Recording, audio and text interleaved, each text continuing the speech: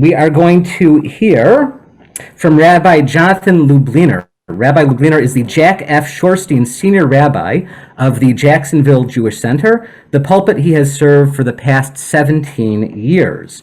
From 2006 to 2010, he served as the chair of the Task Force on Conversion from the Rabbinical Assembly and is the author of Petach HaOhel, At the Entrance of the Tent, a Rabbinic Guide to Conversion. And his subject this evening is Not for Converts Only. What does accepting the yoke of the commandments really mean? It's my pleasure to introduce my colleague, Rabbi Lubliner.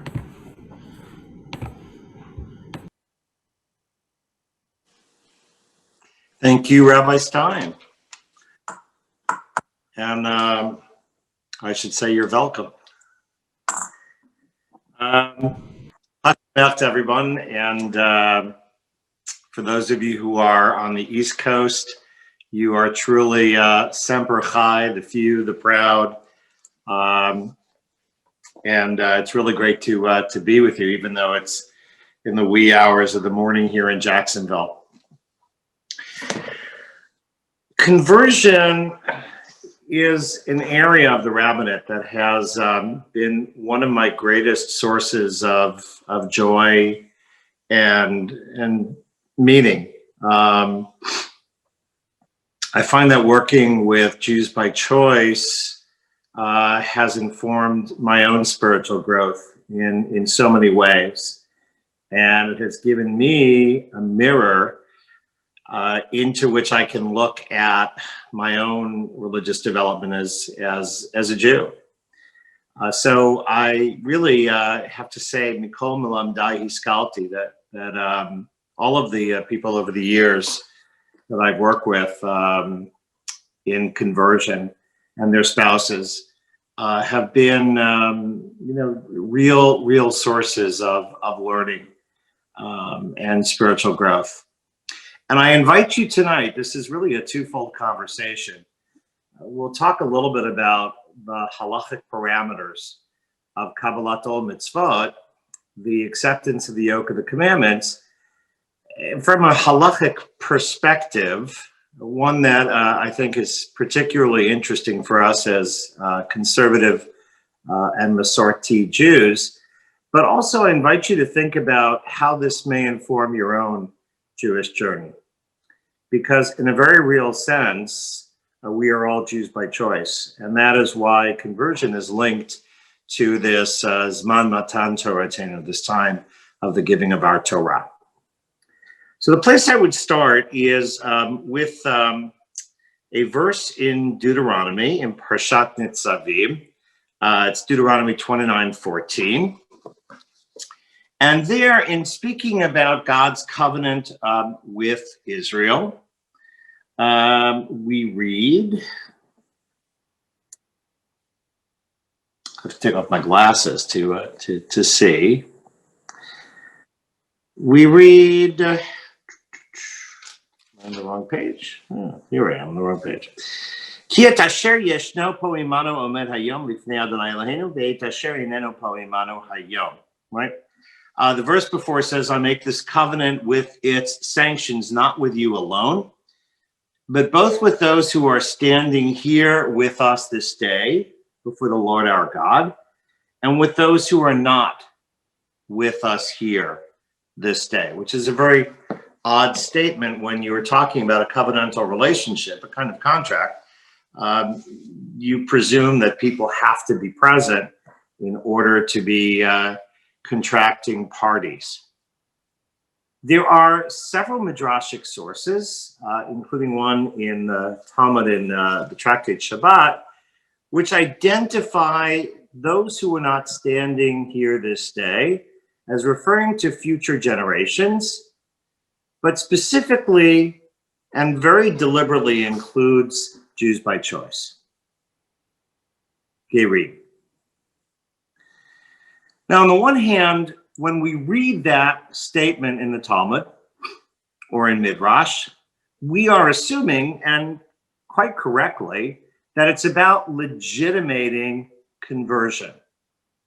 That is to say that a Jew who has converted to Judaism has equal status with a Jew by birth. Indeed, elsewhere, we're told that it is a form of verbal fraud to remind a Jew by choice that his ancestors were perhaps idol worshippers.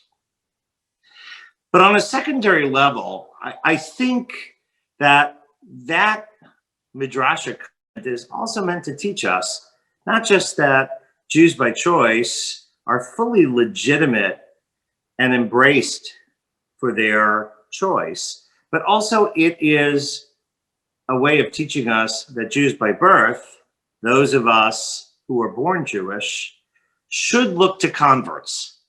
That it's a way of suggesting that since we both stood at Sinai, we have what to learn, and we may look at the Jew by choice as an example of what it is to be Jewish.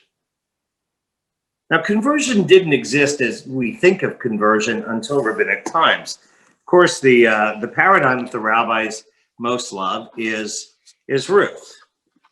And this is, of course, there are any number of reasons why we read Megillat Ruth on Shavuot of all holidays, but obviously Ruth's choice to go with Naomi to Beit Lechem and to become a part of her mother-in-law's tribe is itself, in the eyes of the rabbis, a paradigm for conversion, the very first Jew by choice. So Naomi says to Ruth 3 times, she says, go back, which in Ruth Rabbah, in the Midrash, suggests the tradition of turning a convert away 3 times. By the way, I would mention that is not a matter of Jewish law. That's a midrashic statement based on the fact that Naomi says return 3 times. But there is nowhere in halacha, anywhere in the legal codes, and we'll see momentarily in the classic source in the Talmud that talks about turning away people 3 times. So I think we need to read that as a way of suggesting to those who are interested in Judaism the seriousness of the process of converting. But this notion that we have to somehow brush them off, it finds its way into various Hollywood movies. There was the famous Sex and the City scene with Charlotte, who has the door slammed in her face 3 times by the rabbi. But it's certainly not a part of Jewish law. But what the rabbis then do is view Ruth's statement to Naomi as half of a conversation, which the rabbis supply the other half, that in saying, where Ruth says very famously, wherever you go, I will go. Wherever you lodge, I will lodge. Your people shall be my people, your God, my God. Where you die, I will die, and there I will be buried. Thus and more may the Lord do to me, if anything but death parts me from you. So what the rabbis do is they insert in Ruth's words, Naomi teaching Ruth about various mitzvot. About mitzvot of Eruvin, right? Where you go, I will go, but not on Shabbat, and only a certain distance. And where you will be buried, I will be buried is actually about the laws of different graves. It's very anachronistic. The rabbis are reading their time into Ruth, but actually what they're doing is claiming Ruth as a Jew by choice. They are giving her the treatment that they would have given somebody converting to Judaism in their day. So, Kurt, if you're there, could you put up the slide? Hopefully the slides get it to you. Okay, we can skip to the next one. Slide number 2. There we go. This one, I need my glasses. Okay, so this is really the classic source about conversion in the Talmud. Okay, I'm not going to read through all of it, but I just want to point out some salient points. Right, so the Bet Din has to inform the prospective convert of some of the lenient mitzvot, some of the stringent mitzvot. Right, and then you get some examples, mitzvot that have to do, and this is interesting because this is very much resonant from the book of Ruth, right? Gleanings, forgotten sheaves. This was what Ruth was doing. Right? So there's an interesting conversation that's worth a discussion for another time. But basically, you teach that person some of the easier mitzvot, some of the harder mitzvot, lenient and stringent, those mitzvot that have to do with ben adam le'adam, right? Ben adam la'chavero. Those commandments that have to do between individuals, interpersonal mitzvot. And then later on, you also teach them about things like chelev, right? Eating the fat of a sacrifice, Shabbat, the punishment for violating such. Keep in mind that by the time this source is written down, right, the punishments of the Bet Din, the capital punishment for violations of Shabbat, had no longer existed, and the temple hadn't stood for several hundred years. Right, so what this source essentially tells us is that we are obligated to teach a Jew by choice some things, lenient, stringent, right? If you follow along toward the bottom of the source, right, after a period of some study, he is circumcised, right? Obviously for a woman, that part is omitted. And for both men and women, you would either have, two women or two Torah scholars, right? In those days, the presumption, and I only quoted the first part of this source, is that Torah scholars would be males. Otherwise, you would have, women who would be with a Jew by choice, so who is a woman, and again, inform him or her some of the lenient mitzvot, some of the stringent mitzvot. The person is immersed in the mikvah, and then he's like a born Jew in every sense. Notice here, there is absolutely no laundry list. There's no top 10. The rabbis themselves perhaps were reluctant, as they often were, to specify a list of which mitzvot were crucial. Obviously, though, they didn't expect somebody who was in the process of becoming a Jew to observe all of the mitzvot prior to his or her conversion. There's just no way to read that source from Yevamot in that way. So it doesn't tell us how much a Jew by choice must practice as a prerequisite to conversion. It tells us that he must be taught some things, though it's not clear what exactly those things are. Can we go to the next slide? Thank you. All right, this is from the tractate Gerim. It's one of the so-called Masechtot Ktanot, the so-called small or minor tractates.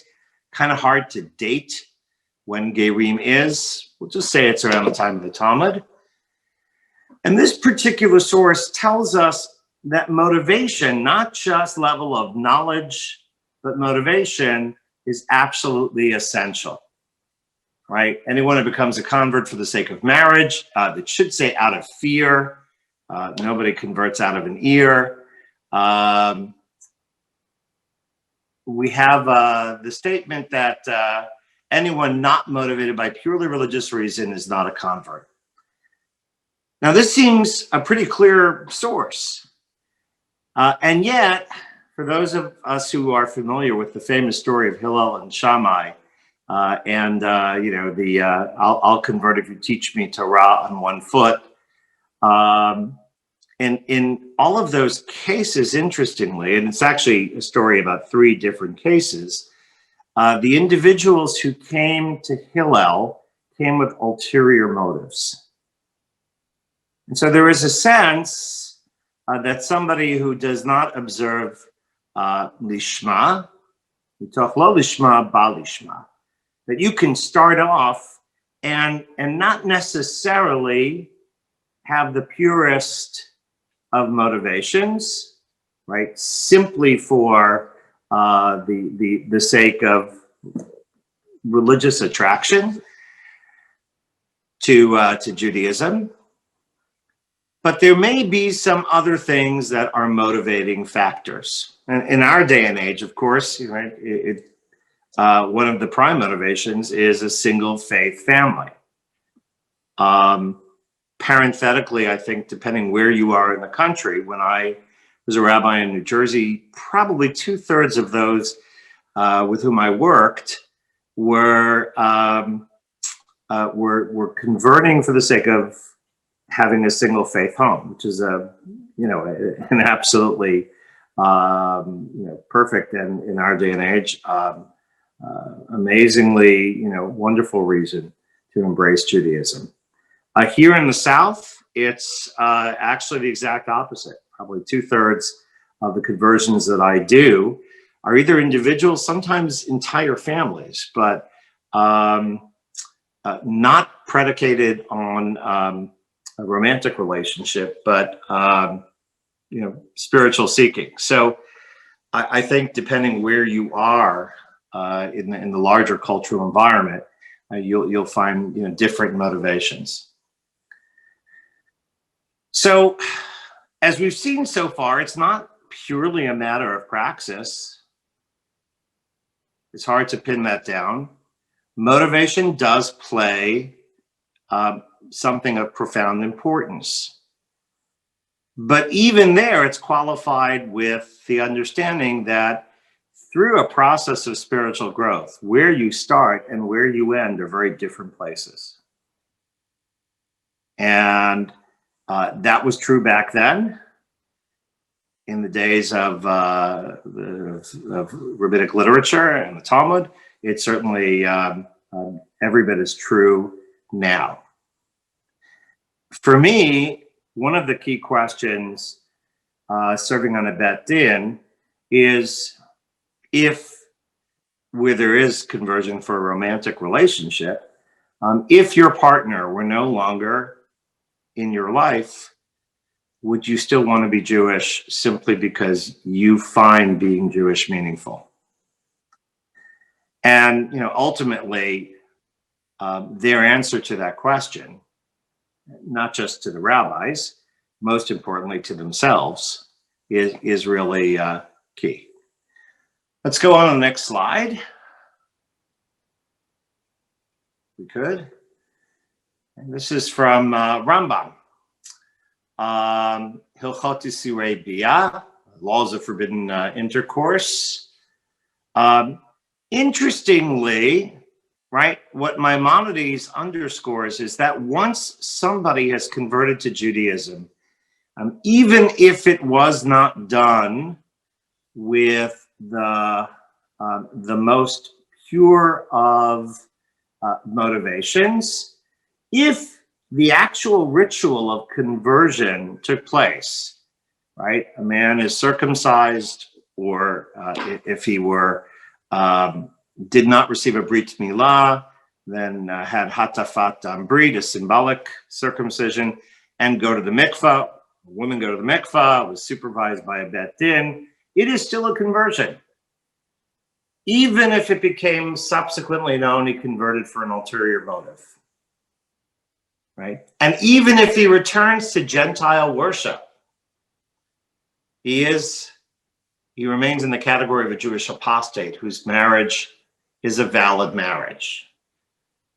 Right? So there is, a priori and ex post facto in this process as well. And that's important for us to realize. A Jew by choice is under no obligation to choose Judaism, but once that person has chosen Judaism, he or she is a Jew. Is a Jew, regardless of what choices he or she subsequently makes. Let's go on to the next one. Thank you. This is from also from the Talmud. And this is a very key one to understand as well. In Talmud and Bechorot, we find again that after a proper conversion, ritually speaking, somebody is a Jew by choice, no matter what he or she no longer observes. However, if in the process of converting, somebody has denied, has refused to accept a particular area of Jewish law, then it cannot be said that he or she has, in fact, performed Kabbalat ol mitzvot, the acceptance of the yoke of the commandments. Jewish law does not require, right, shmirat mitzvot as an entire system. In other words, Judaism doesn't say, unless you practice every single mitzvah that it is possible to practice, you can't be Jewish. On the other hand, if you deny the applicability, right, you deny that Judaism and the mitzvot have a claim on your life. Yes, I will accept the mitzvot, except for kashrut. I like my ham and cheese sandwiches, and I just can't part from them. Then you would be ineligible for conversion, which would be very different than saying, I accept all of the mitzvot, even though I may not yet practice all of them. I may be in a process of spiritual growth, but I accept that as a Jew, the mitzvot, this idea of commandedness, whatever it is that we mean by it, but that this religious system of practice has a claim on me. Even if I am not yet fully practicing all of those areas, that certainly does not render a person ineligible for conversion. And I have to point that out and underscore that, because that is an important difference between conservative conversion and Orthodox conversion.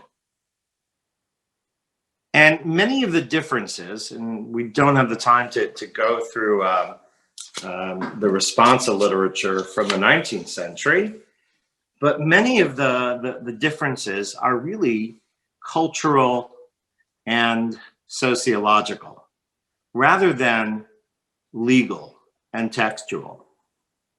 And read this source very carefully, and it's clear that while you cannot deny the claim that the system has on you as a system,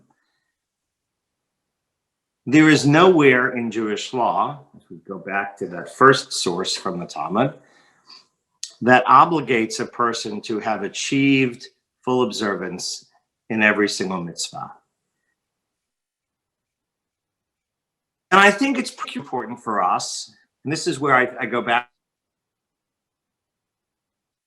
It's about growth, and it's about recognizing a claim that Judaism has on us. However we define that claim, whatever the word mitzvah means to us, right? Mitzvah doesn't mean good deed, that much we can certainly say, but mitzvah implies a claim.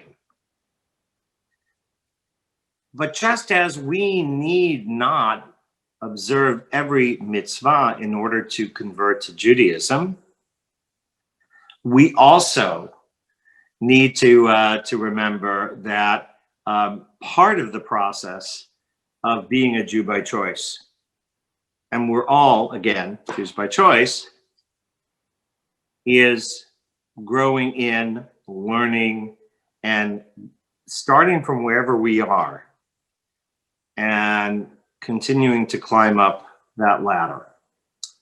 We're almost out of time, but I want to go to the last slides. We skip the next one. We're going to skip that one. Okay. This is actually from the most recent Rabbinical Assembly Manual. And this is a document, affirmation of Jewish faith, a Kabbalat Ol Mitzvot document. It's very different than the one that used to exist in the old Likutei Tefillah, the old Rabbi's Manual. In the old document, it was very, very non-specific. It spoke in generalities. This document, on the other hand, speaks in specific terms, right? I declare that I've determined to the best of my ability to make the following Jewish observances, ... You can go to the next slide. So not just what we give to our children or Brit Milah or naming them, a quality Jewish education, but specifically making Shabbat and Jewish holidays important moments of holiness, incorporating kashrut into my life, right? Affiliating with the Jewish people through a synagogue. Notice that none of these are so laden with straitjacketing, right? Yes, making Shabbat and Jewish holidays important moments. Incorporating kashrut into my life can mean I am fully kosher. It can also mean that I have incorporated certain elements of kashrut into my life as part of this process of growing as a Jew. Let's go just to the last slide. Praying regularly, remembering those who are ill, identifying with the state of Israel, engaging in Jewish study. None of these are so qualified in a quantitative manner, that it creates a sense of anything but the potential and the possibility of growth. So I would just, in closing, suggest to all of us that halakha has never had a bucket list or a laundry list of things, but rather that it is a dynamic, not a static process, and it is a road that all of us must be on as we seek to grow ourselves, whether convert, human earth, all of us. I want to thank Rabbi Lubliner for that really stimulating talk on Kabbalat Ol Mitzvot, on what it means for people who are choosing Judaism to accept the commandments. If we had more time, there's a question I would love to ask you, which is that the model of conversion that you put forward is grounded, I think the word you used is really grounded in praxis. I'd love first of all to hear how you understand that idea, but also more than that, I'd love to know, we don't have time tonight, but I would love to know how questions of theology and questions of peoplehood play into this model of conversion you put forward that's really grounded in religious action. But we'll have to talk, unfortunately, another time about that question. So I just want to express my gratitude to you for that really stimulating presentation. And it's really a lot of fun to see colleagues who maybe I haven't had a chance to meet before, or in the case of our next guest,